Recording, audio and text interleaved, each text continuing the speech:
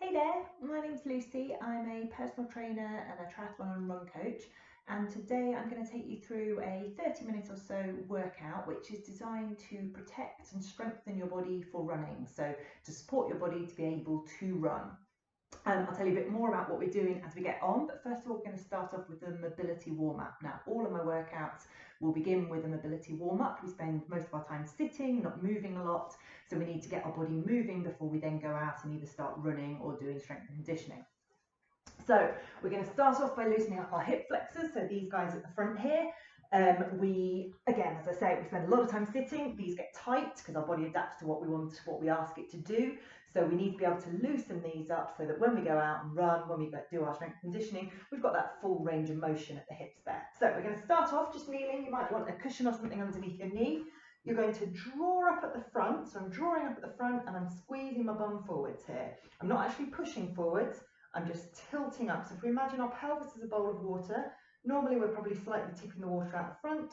I'm drawing up at the front, squeezing forward, so I'm now slightly tipping the water out the back if I'm imagining that pelvis is a bowl of water. Holding for a few seconds, relax and go again. So this is just loosening up the front of that hip there, so that then we can get a little bit more movement into the hip. Particularly if we're going out running, we want to be able to engage that glute. Our hips and our glutes act as a pair, and if we're tight here, we tend to find that it's quite hard to engage our glutes, and you often hear runners talking about not being able to engage their glutes. This is one of the reasons. So we loosen up our hips, find it easier to engage the glutes.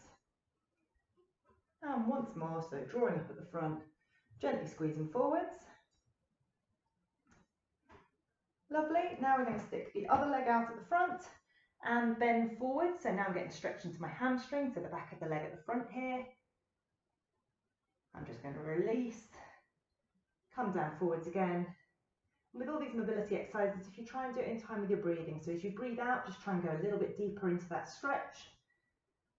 This time I'm going to do it again, but with my foot turning away from me, so I can just feel that stretch slightly change where I can feel it. Breathing out and in. Coming back to face the front, same knee down on the floor. And now from here, I'm pushing that foot down into the floor. I can feel a good stretch down here.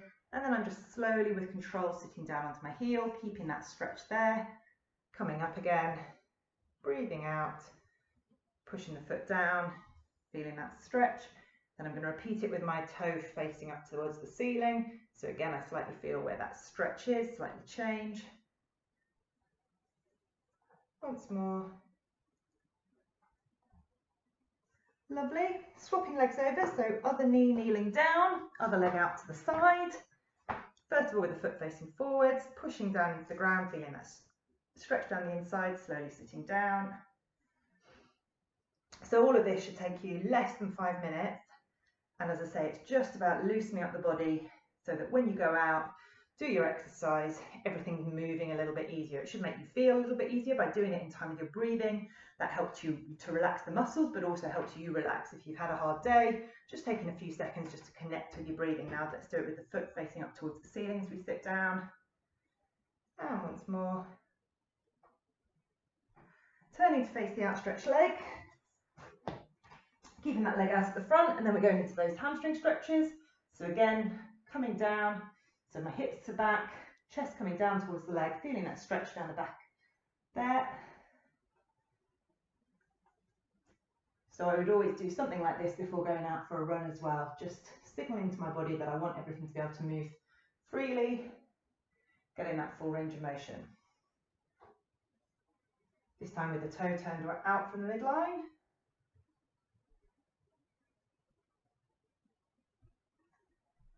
And once more.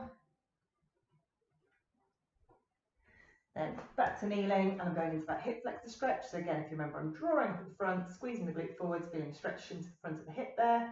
Hold for a second, relax. Let's go again. Each time I breathe out, just seeing if I can get a little bit deeper into that stretch.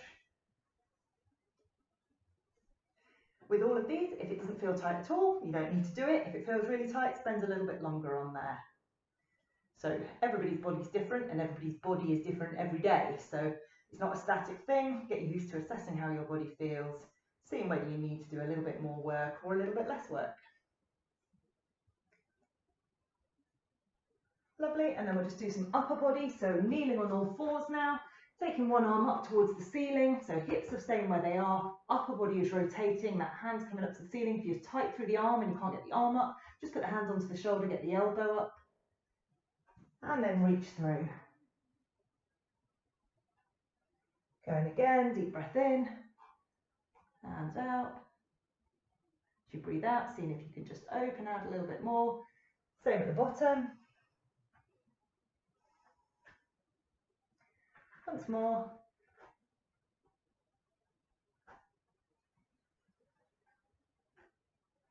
Same on the other side. So again, this is just about opening out that chest, getting that mobility into the upper body.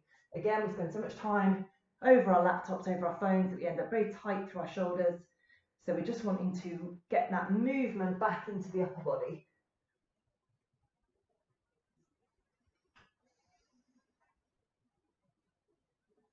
And once more.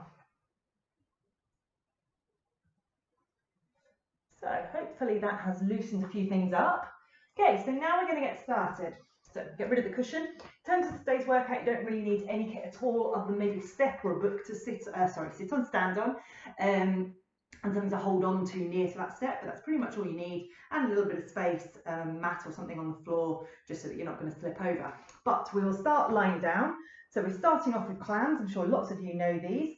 So lying on your side, head down, knees bent, feet in line with the body.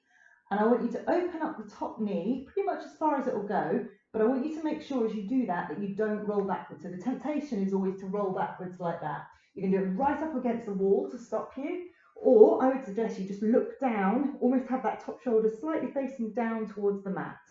So that's going to stop you from rolling backwards. You're opening up, keeping the heels together. Opening that knee as far as it will go, but don't force it. And rather than thinking about raising the knee, I want you to think about opening. So as if you were opening a book, opening out from here. And it's here that you should be starting to feel it. So this muscle at the side of your bum here, that's responsible for being able to open out. Now, as runners, and a lot of people don't like to, or don't feel that they can identify as a runner, but as somebody who goes for a run, we want to make sure that our body stays fit, stays able to carry on running. And that means we need strength in it, but it means we need mobility as well, which we've just been working on, getting that range of movement at the joints. And it means we need stability. When we run, I don't know if you often notice when people are running and you see their knees kind of going in the middle, that's partly that we're too tight down here and we've just been loosening up there. But it's also often that we haven't got the stability of these muscles here, just helping to steady that hip, stopping that knee from collapsing in. Let's swap onto the other side. So this muscle here helps stop that knee from collapsing into the midline. Means that when we land, when we're running, we land on that foot at the front, that the knee stays stable rather than collapsing in. So these are little muscles and little exercises, but they're helping to keep our body moving as it was designed to, and helps to keep us injury free. All the exercises we're doing today are about helping to build that stability, make sure that our body moves as it's meant to and stays stable at the joints as it's meant to, build the mobility so we've got that free range of movement, and then build that strength so we get stronger into our running as well. A few more on this side, and again you should just be feeling it here. Make sure you're not rolling back, so keep spacing into the mat. Last one. Lovely. From there, we're going into a glute bridge. So we're lying on our back, feet on the floor, toes touching towards our heels. So we want our heels right up here, close to us, touching our fingers. I said toes touching towards our heels, didn't I? Fingers touching towards our heels.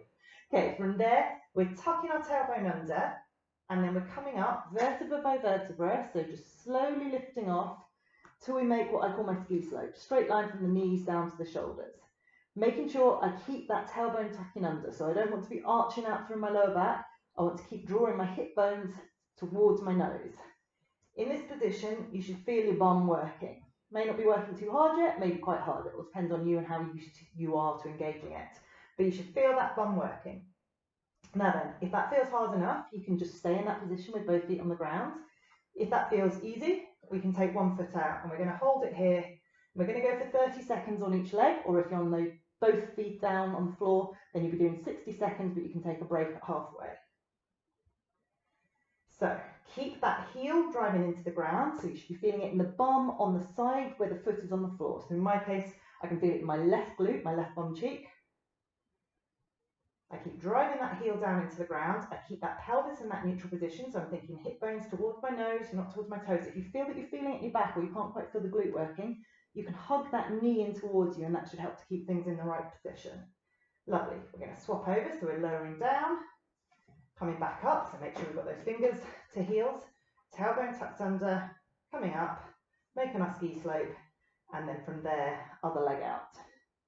Driving through the heel, making sure the hips stay level. If you're on the 60 seconds, if you want to take a quick break there, you can. Then join back in.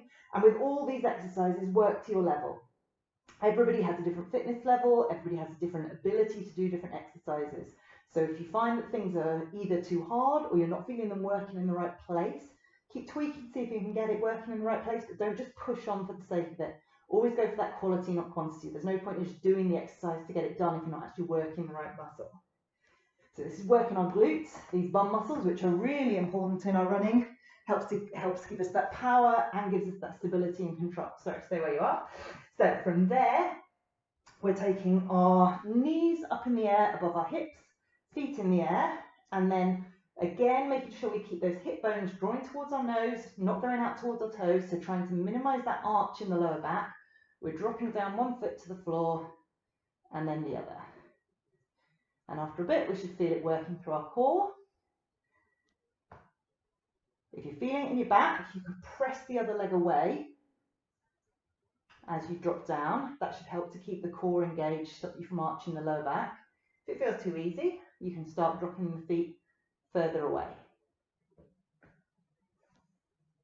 So we've got 30 seconds more to go here. So this is working on our core, give us that stability so that when we're running, this is our kind of crossroads between our upper body and our lower body. So we want that solid crossroads so that that power transfers through the body. About 10 more seconds to go. Now this is round one done. In the coming exercises, if they feel too hard, then we just go back to round one exercises. So long as you can do these ones, you just keep repeating these, but otherwise I'll give you more options to go. So back to the beginning, we're going back to our clams. Lying on our sides, feet in line with our back. Remember our top shoulder just leaning in towards the floor here, so making sure we're not rolling back. Let's just do a few normal clams to start off. And then from there, we're going to keep our knee in the air and we're rotating the foot around. So the knee stays where it is. It's like this is a spindle that stays where it is and the foot's rotating around it. And we should still be feeling it in that same point, that glute muscle at the side.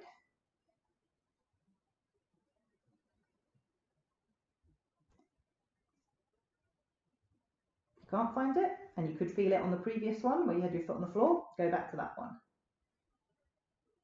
If you're not feeling it in the right place at all, try connecting the brain to the body. Even put your hand there, see if you can feel that muscle working.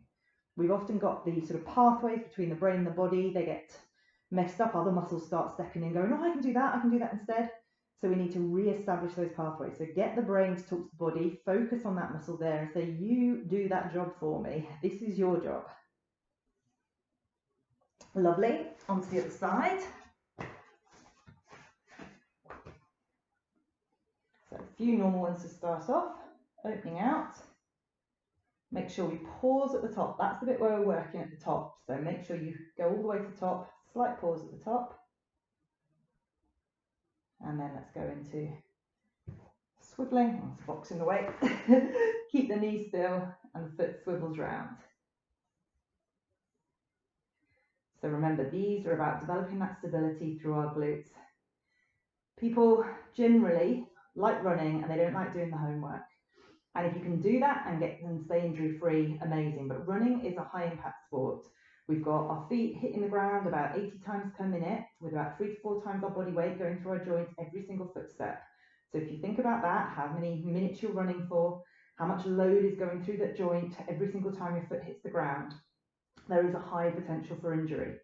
So we want to make sure we just do some homework to make sure that when that foot hits the ground, the body's loading as it should, everything's in the right place. So simple exercises like these are helping to prevent injury by making sure that our body is mobilizing and moving as it should.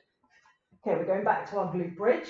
So lying on our back, tailbone tucked under, coming up, making our ski slope. If you want to stay double leg, stay double leg. If you're happy to take it into single leg. I'll do this one first so you can see. And then up to you, you can either stick in that stationary bridge that we were in the first round, or we can take it into raises. With our raises, drive through the heel each time you come up, making sure it's your bum doing the work. So whichever foot's on the ground, bum on that side should be doing the work.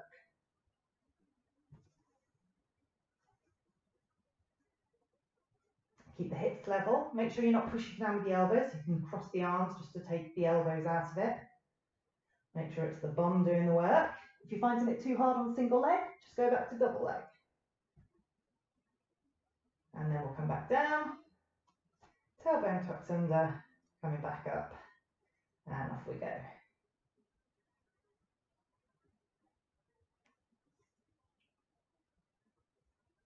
So they seem like small, simple exercises, and they are, but if we do them well and we do them regularly, we can help keep our body strong and ready for running. And running is so important for so many things, but I think in terms of mental health, it's such an important exercise because it allows us, it's got a really low barrier to entry. We can just put on our shoes and go out for a run. Hang on, hold that thought, we're going into a plank.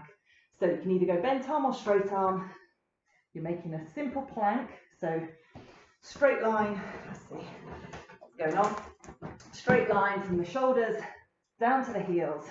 Now what people normally do wrong in a plank is they've either got their bum up in the air or they've got their hips sagging down. So you want that straight line all the way through. If you squeeze your bum right now, that should help to keep everything in the right place.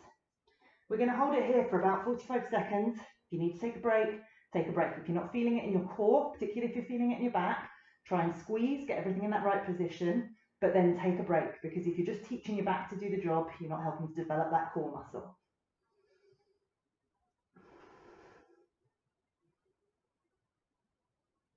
So, as I was saying, running is so important for mental health. It allows us, if you're able to get outside, and there's so much research showing just being outside in nature, being outside is so good for our mental health. Obviously, with any exercise, we get that really important release of endorphins. Low level, kind of easy exercise, which running is brilliant for, is great for our general health. It has an anti-inflammatory effect, keeps our body healthy. Almost finished.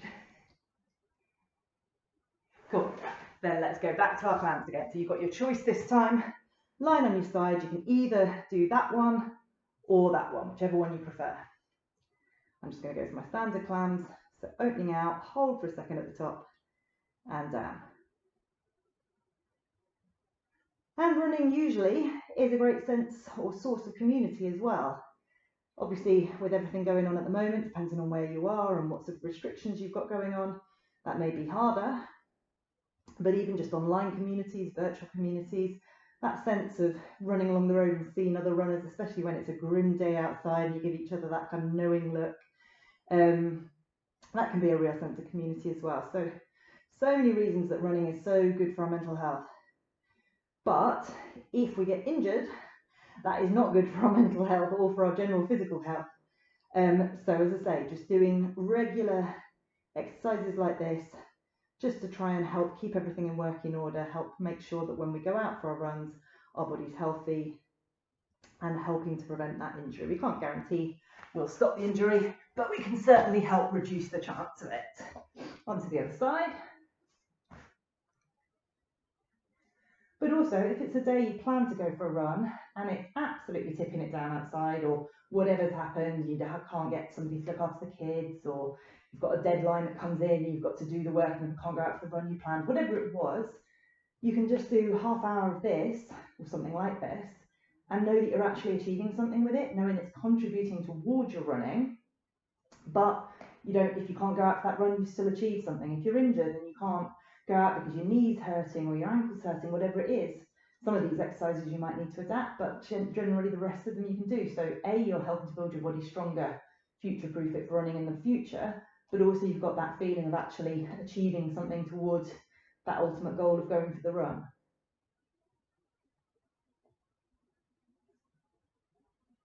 Last few on this side.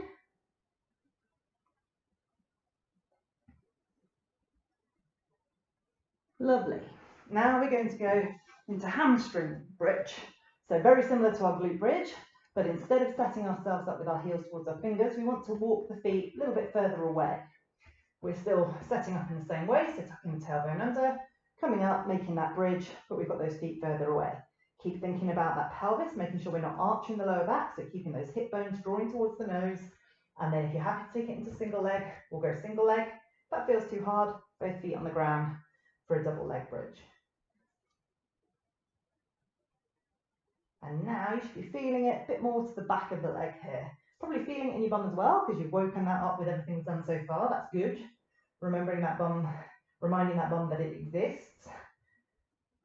But hopefully you're starting to feel it a bit more in the back of the leg as well. If you're not, try taking the foot just a little bit further away to get into the hamstrings there.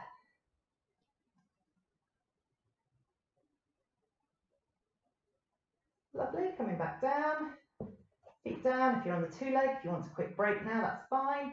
Then coming back up, so tailbone tucked under, coming back up, other leg out.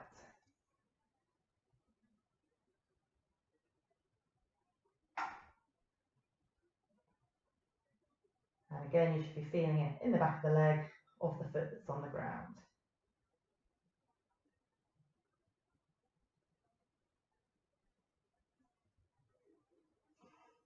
If it feels hard, just connect to that breathing. Keeping it easy and under control. If it feels too easy, go for longer. I'm just doing this as a standard session, so if you need to make it a little bit harder, just hold it for a little bit longer. Good work. Back into our plank. So this time we're starting off on the same plank. Now, if you found the plank on the last round too hard, go back to the dead bug, so where you're lying on your back and tapping one foot down at a time. If you found the plank okay, but just about hard enough, stick like that. If you want to progress it, so if you want to make it a little bit harder, we're starting off in that same plank position, but then we're going to try raising one foot and the other foot. As we do that, trying to make sure that our hips stay stable, so we don't want our hips swaying side to side. Imagine I'm standing with my hands just around you, hands either side of your hips. Make sure your hips aren't swaying and touching my hand. If this feels easy enough, you can progress it further still with one arm, making sure that each time the hips stay stable. So find the option that's right for you, either just a normal plank with feet moving, or normal plank with feet and arms. This is developing the anti-rotational force in our body, so we've got, again, that stability as our feet hit the ground, rather than our whole upper body swaying side to side, getting that stability through the core. Let's do one more round.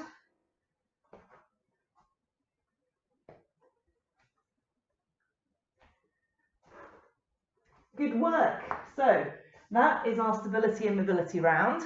So that, as I say, is about making sure things move and then they stay where they need to. Now we're going to go into the strength round. So this is where we do bigger movements. Could say harder. Sometimes people find the stability a lot harder, but it's the stuff that will get your heart rate up more. So first exercise is a wall squat. So you need a wall. I didn't tell you you needed a wall. You will need a wall. And we're going to take it down into a squat. Now with that squat, aiming for the thighs to be roughly parallel to the ground, but again, work to your level. If that's too hard, then just take it a little bit higher. If it's easy, down lower. So we're trying to get as low as you can, no hands on the knees.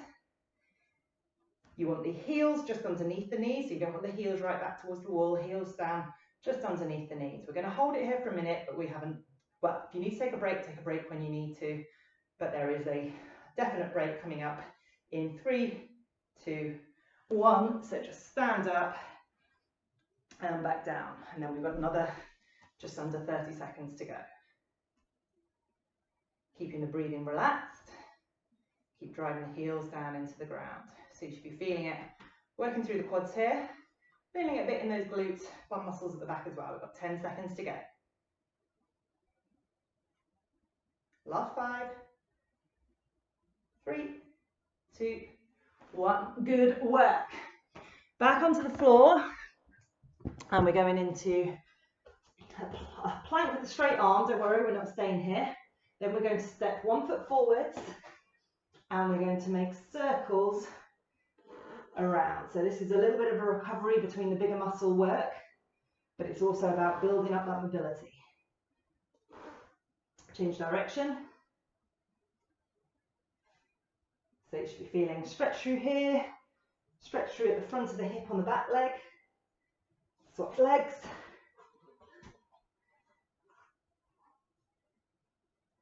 Loosening up those hips. And other direction.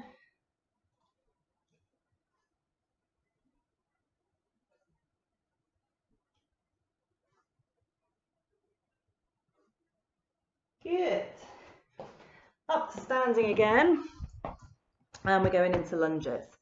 Now with your lunge, I want you to take your feet about as far apart as you can get them forwards to back. Not ridiculously, but people often go way too close together with their legs. So I want that back leg about as far apart as you can. If you want to hold on to something, that's absolutely fine. Then we're dropping down and up. We're aiming to make a kind of square at the front here. So what I want you to really focus on is that this front knee doesn't go forwards. Sorry, my shoe's falling off at the back.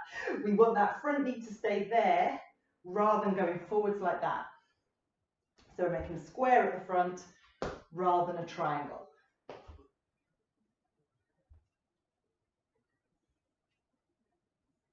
Keep our hips facing forwards and try and make sure that this front knee isn't collapsing in, so it should be facing straight forwards. One more, and then step and swap. If you find that you're losing your balance, as I say, it's fine to hold on, but also make sure that you've got your feet as if you're on train tracks. So hip width apart rather than standing on a what do you call it? A tightrope. So we want them hip width apart, which just give you that bit more balance. Making sure that we're tucking that tailbone under at the back. So we should be feeling a stretch at the front of the hip at the back, making sure that front knee isn't creeping forwards. A few more to go. Lovely. From here, we're onto the one that I can pretty much guarantee you will not like. Nobody likes these, but they are so important and they're so forgotten. So this is where you need your step or a book. If you haven't got a step or a book, no worries at all. You can just do them on the floor. We're going into calf raises. So if you've got the step, you're standing up, lowering down. If you haven't got a step, just do them on the floor. So come out the darkness a bit. I've just got the chair here, something to hold on to. So the heel goes all the way down, all the way up. Making sure that it's a slow control all the way down, all the way up.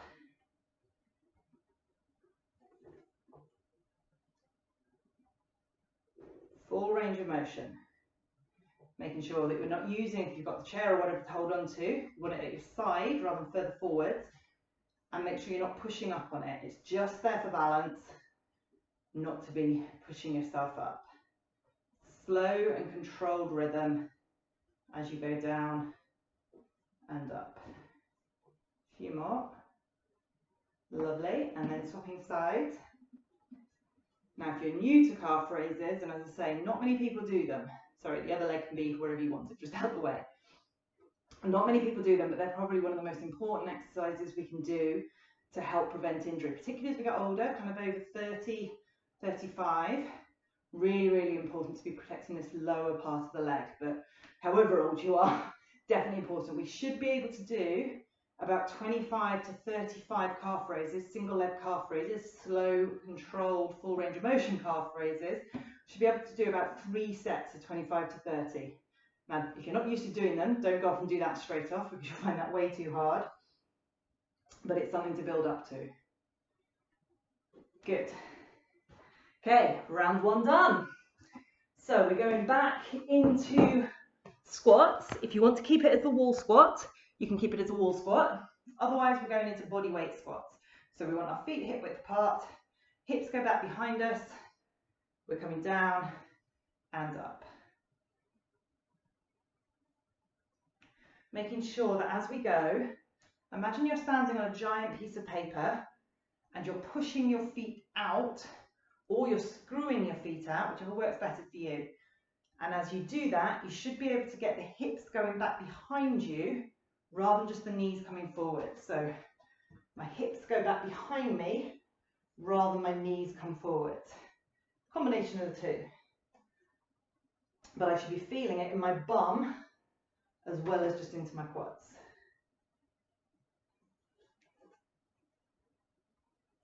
Trying to make sure you don't lean forwards too much.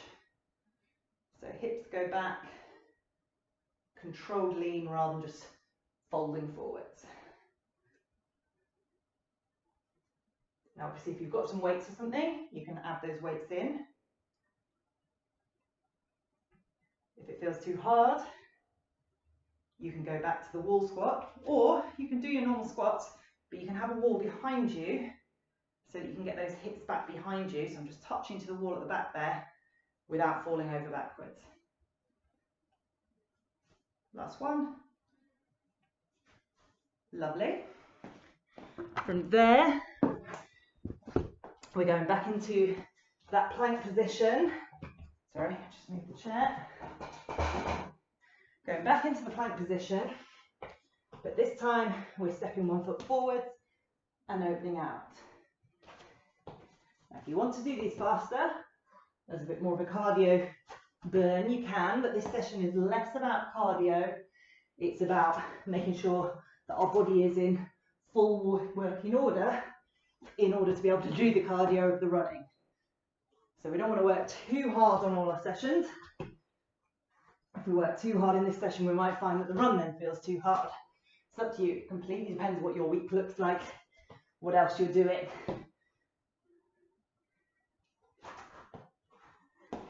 But for me, this is about working on that mobility rather than working too hard on these sessions. This is about getting that hip mobility and getting that upper back mobility opening out. One more on each side. And also having a bit of a break between those big leg exercises. Now then, back into our lunges. Starting at the front of your mat and taking a big step back.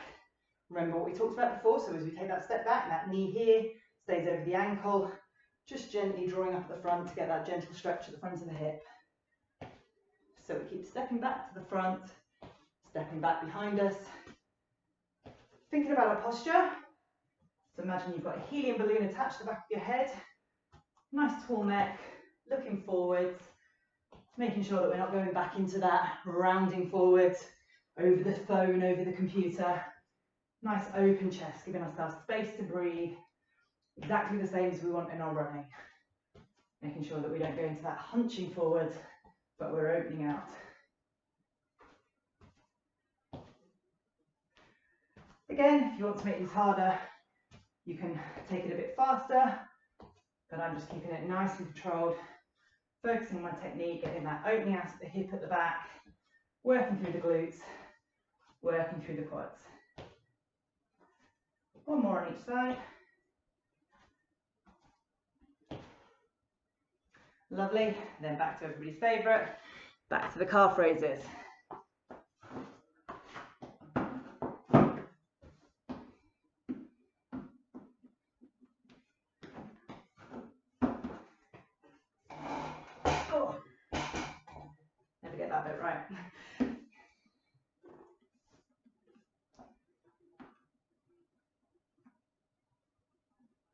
So as I say, long term, aiming to build up to about 25 to 35 on each leg, with about a second to go down, second to go up. You can even get like a free metronome app on your phone, get that beeping along with you to make sure you don't go too fast. Another thing to watch out for as you go up and down, imagine you've got a line painted down the front of your shin. As you go up and down, you want that line to stay facing forward. So the tendency is often, as we get tired, that we start kind of rolling in. Whereas I want you to think about keeping that line facing forwards, or that line stays in line with the first toe after the big toe. So keeping that control. Sorry, that was a few more than I intended on that side. Swapping sides if you haven't already. As I say, everybody's going to have different abilities here, so just work to your ability. If you need to swap sides before I do, that's absolutely fine. If you can do more than I can, press pause, carry on.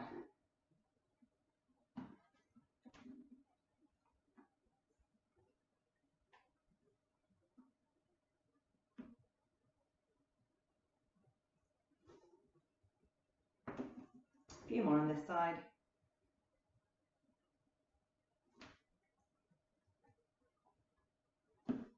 Oops.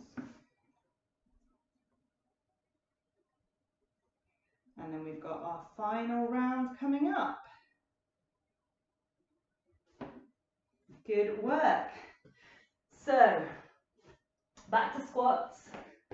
And this time, so you can either stick with your wall squat where you just hold it, you can stick with the ones that we were just doing, or if you want to make it a little bit harder, we're going really slow, so we're going down, 2, 3, hold at the bottom, 2, 3, coming up slowly, 2, 3, don't come all the way up, go straight back down, 2, 3, hold at the bottom, 2, 3, slowly up, 2, 3, back down.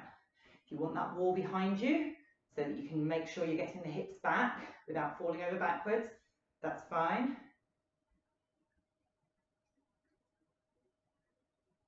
Hold at the bottom, 2, 3, slowly back up, 2, 3, back down, 2, 3, so you can get a tiny bit deeper, hold it there, 2, 3, slowly back up, 2, 3, back down, 2, 3, hold, 2, 3, back up, 2, 3, good work. Back onto the floor. And this time, this is where we can go a little bit harder if you want to. So you can either go slowly, knee to elbow, like that, or fast. Okay? So we're going to do that. Then we're going to stop with our foot at the side and open out and open out, as we did before. So we're going to go either slow or fast. Off we go.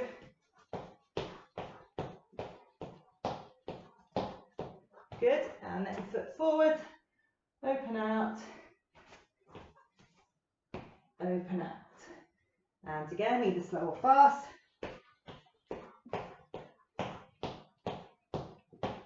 Foot forward, open out, last set.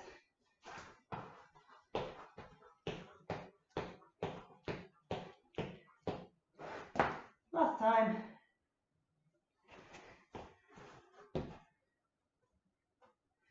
Lovely, then we're going back into our final set on our lunge sequence. This time we're going curtsy lunges. So you're going to start at the front and step back to the side behind you and down, back to the middle and down. So each time you're stepping behind you, down into a curtsy, back to the front, down into a curtsy.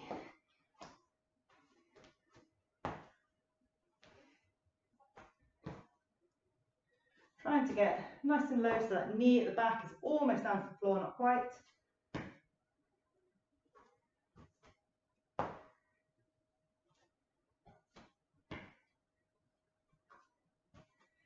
Be feeling those bum muscles working here. Still thinking about that posture. So looking forwards, nice tall neck, helium balloon attached, drawing you up towards the ceiling.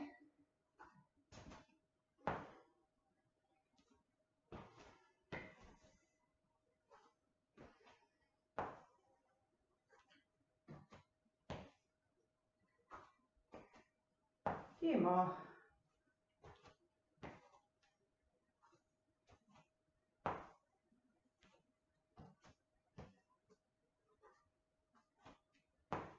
Good, and then into your final set of calf raises. Yes.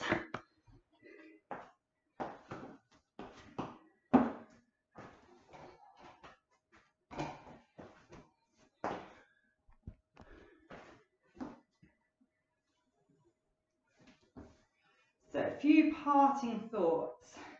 As I say, running is so important for physical health, for mental health, so important in so many ways. But often the hardest bit is actually getting out the door and getting the run done. We know that we feel better if we do it. We know if we go out, we come back and we go, oh, I feel so much better. Why did I just spend so long putting that off? But it's often, especially when the weather's horrible, when it's dark outside, it's really hard to do that first step, swap sides. So a few tips to make sure that run actually happens. First of all, plan when you're going to do it. If you have a plan for the week, put it in there, or your calendar or whatever, put it in there, because then it becomes a real event rather than just this, I'll try and go for a run at some point.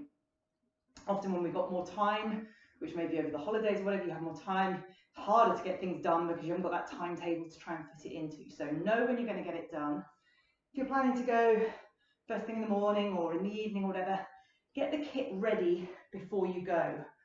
So obviously before you go, get the kit ready beforehand. So if I'm planning to do a run first thing in the morning, we're just going to go into some stretching now. So standing on one leg, holding the heel behind me, drawing in, keep the knees together, making sure that sideways on, I haven't got that knee forwards, but I'm bringing that knee there, and I'm drawing up to get a stretch into my quads.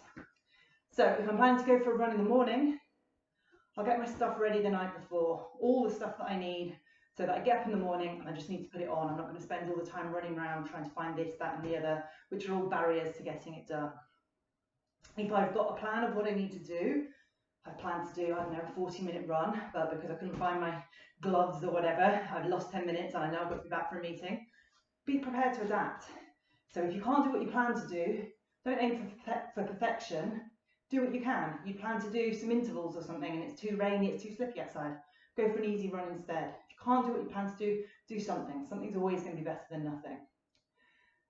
If you can, get other people involved. You tell somebody else, oh, do you want to go for a run? Even if they run slower than you, people often really worry about going slower. Most people I know run way too fast. A lot of the biggest benefits that you get from running, if I'm writing a run plan for one of my clients, about 80% of what they'll do in their running is easy running where they can breathe through their nose.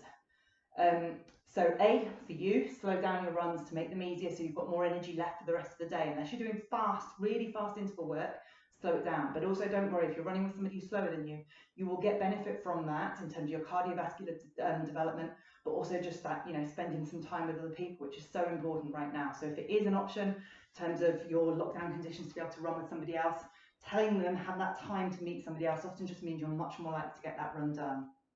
Let's go into a hamstring stretch. So leg out in front of you, bending over, just getting that stretch into the back of the leg there.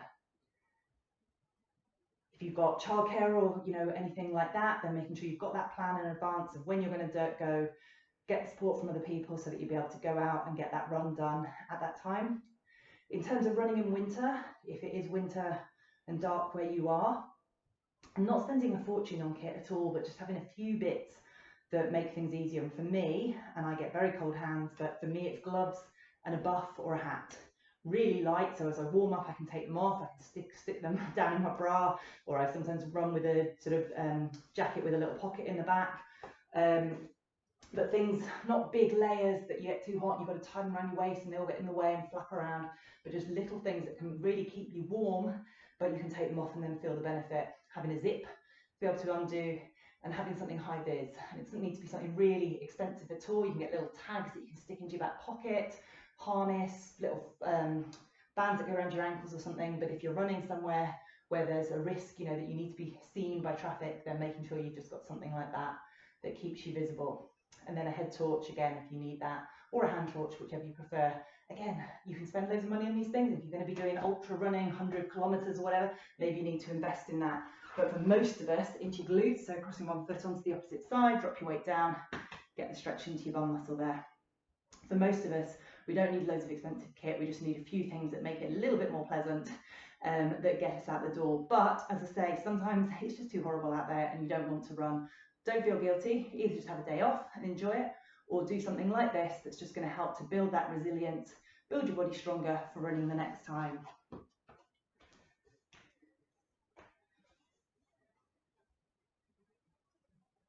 I hope that you have enjoyed this session. I hope it's made sense why we're doing these exercises. If you have any questions, you can find me over on Facebook at Feel Fit with Lucy.